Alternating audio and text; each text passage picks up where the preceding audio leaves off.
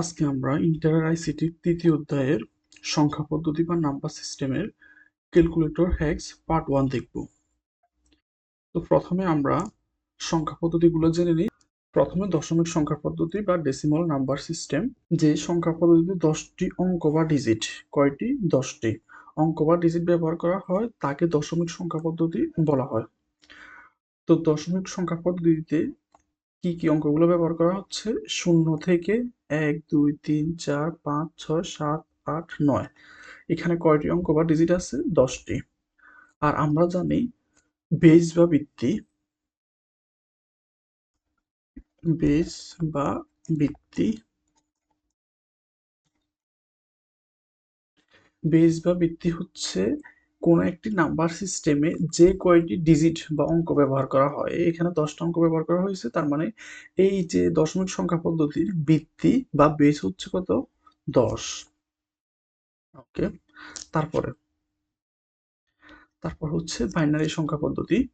যে সংখ্যা পদ্ধতিতে দুইটি অঙ্ক, কয়টি অঙ্ক? দুইটি অঙ্ক বা ডিজিট বা চিহ্ন ব্যবহার করা হয় তাকে বাইনারি সংখ্যা পদ্ধতি বলা হয়। তো এই দুইটা কি কি? একটা হচ্ছে 0 আর একটা হচ্ছে 1। তো এখানে যেহেতু দুইটা ডিজিট ব্যবহার করা হয়েছে তাই এই সংখ্যা পদ্ধতির ভিত্তি বা বেইজও কত? 2।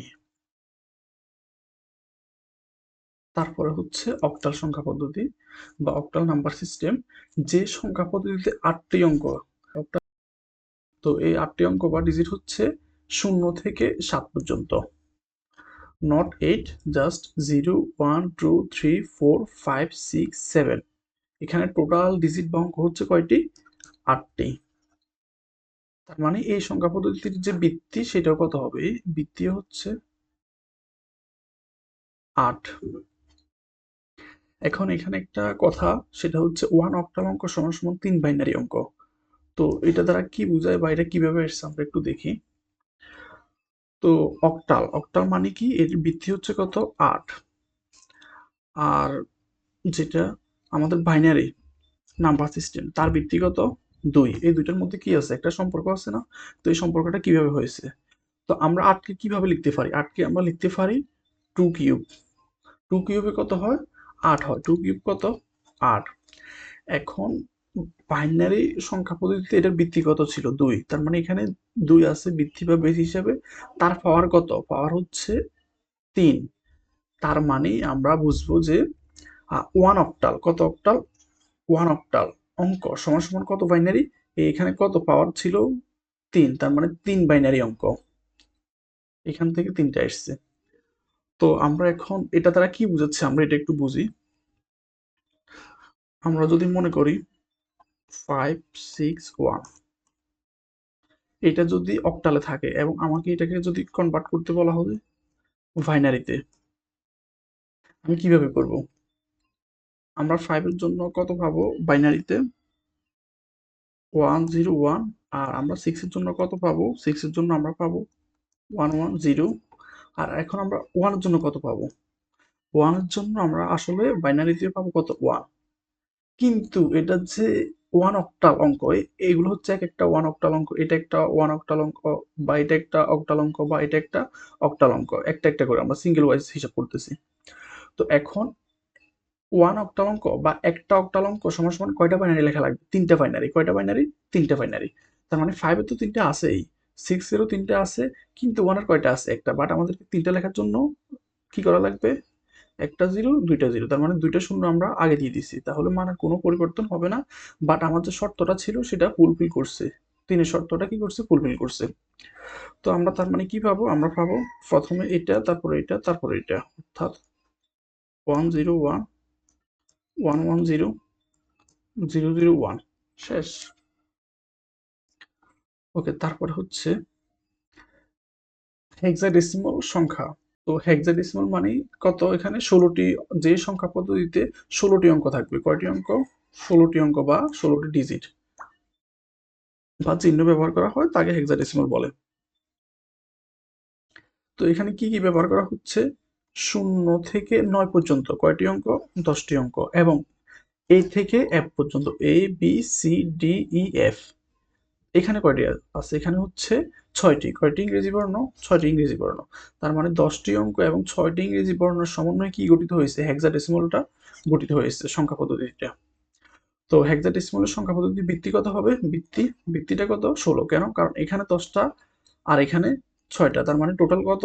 16। তার মানে 16 ভিত্তি। একটা সংখ্যা পদ্ধতির ভিত্তি কি?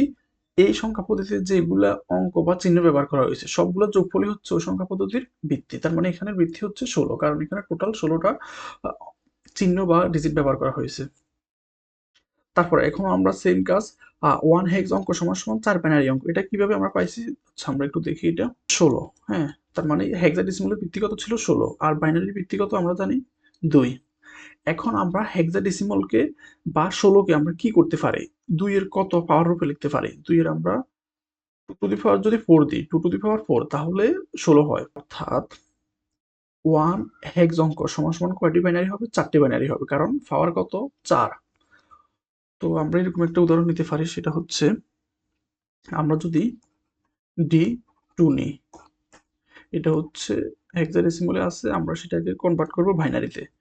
তার মানে আমাদেরকে ডি এর জন্য কয়টা বাইনারি অঙ্ক নেওয়া লাগবে? 4টা। 2 এর জন্য কয়টা নেওয়া লাগবে?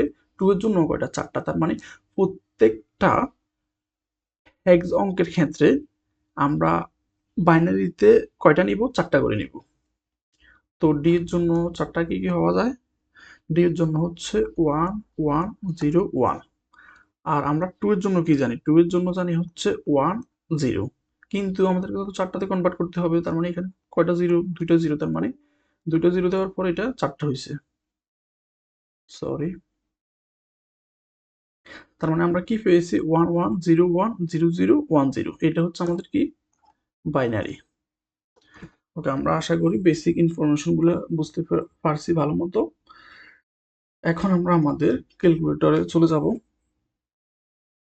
ক্যালকুলেটর দিয়ে এগুলো করার চেষ্টা করব। তো প্রথমে আমাদের এটাকে নরমালি কিন্তু এইভাবে হবে না। আমাদের ক্যালকুলেটর জাস্ট নরমাল মোডে আছে, এই মোডে কিন্তু হবে না। তো এট ফার্স্ট আমাদেরকে মুড চেঞ্জ করা লাগবে। তো মুড চেঞ্জ করার জন্য এখানে মুড বা সেটআপ একটা অপশন আছে। তো আমরা এই অপশনটাতে ক্লিক করব ক্যালকুলেটরের। করার পরে এখান থেকে আমরা বেস খুঁজবো। তো বেস হচ্ছে 4 নাম্বারে, হ্যাঁ।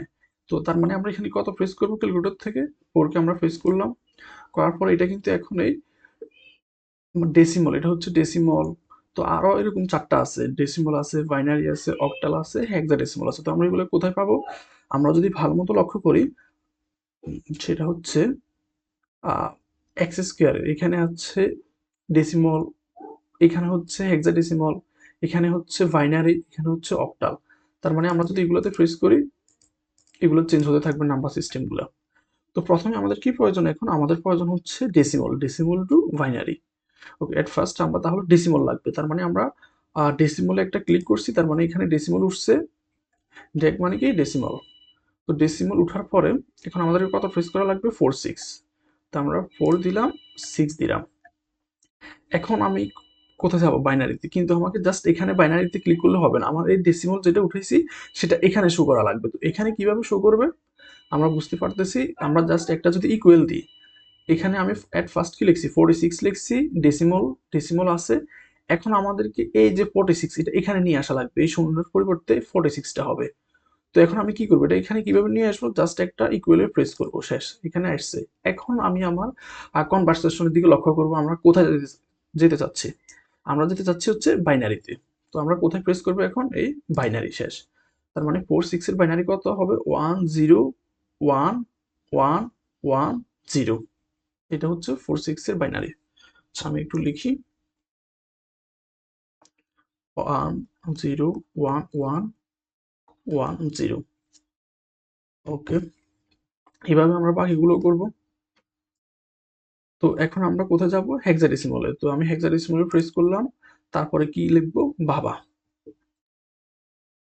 বি। এখন আমরা এ বি সি গুলো কোথায় পাবো? এগুলো হচ্ছে এ বি সি ডি, এখানে এখানে এই সারিতে হচ্ছে এগুলো আছে।